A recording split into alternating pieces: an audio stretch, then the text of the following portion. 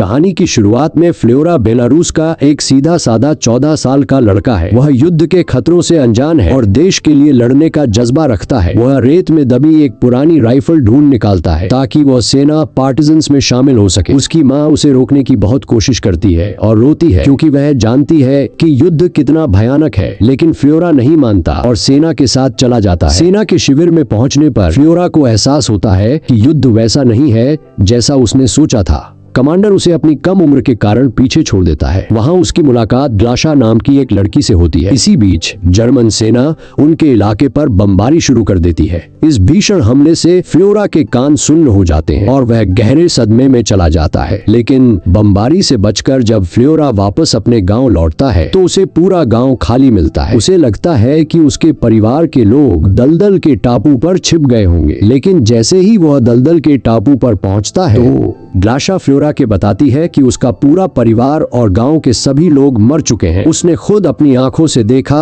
घर के पीछे यह सुनकर फ्लोरा के दिमाग पर गहरा सदमा पहुंचाता है। इसके बाद फ्लोरा भूखमरी, ठंड और जर्मन सेना के अत्याचारों के बीच जिंदा रहने की कोशिश करता है। वह एक दूसरे गांव में पहुंचता है जहां जर्मन सैनिक पूरे गांव के मासूम लोगों को एक चर्च में बंद करके जिंदा जला देते हैं। फ्लोरा इस पूरी क्रूरता को अपनी आंखों से देखता है। वह शारीरिक रूप से तो बच जाता है, लेकिन मानसिक रूप से पूरी तरह टूट जाता है। वे गांव सैनिक के कुछ जर्मन सेना अधिकारियों और उनके मददगारों को पकड़ लेते हैं। वहां गांव के बचे हुए लोग और सैनिक मिलकर उन पर बहुत गुस्सा करते हैं क्योंकि उन्होंने जो तबाही मचाई थी उसकी वजह से हर कोई अपना सब कुछ खो चुका था। फ्लोरा शांत रहकर यह सब देखता है क्योंकि वह अब अंदर से पूरी तरह सुन्न हो चुका है और गाँव के सभी लोग उनसे अपने का बदला ले लेते हैं। फ्लोरा की सेना के लोग आगे बढ़ जाते हैं। फ्लोरा को रास्ते में कीचड़ के अंदर हिटलर की एक बड़ी तस्वीर मिलती है। वो गुस्से में आकर उस तस्वीर पर अपनी राइफल से गोलियां चलाना शुरू कर देता है।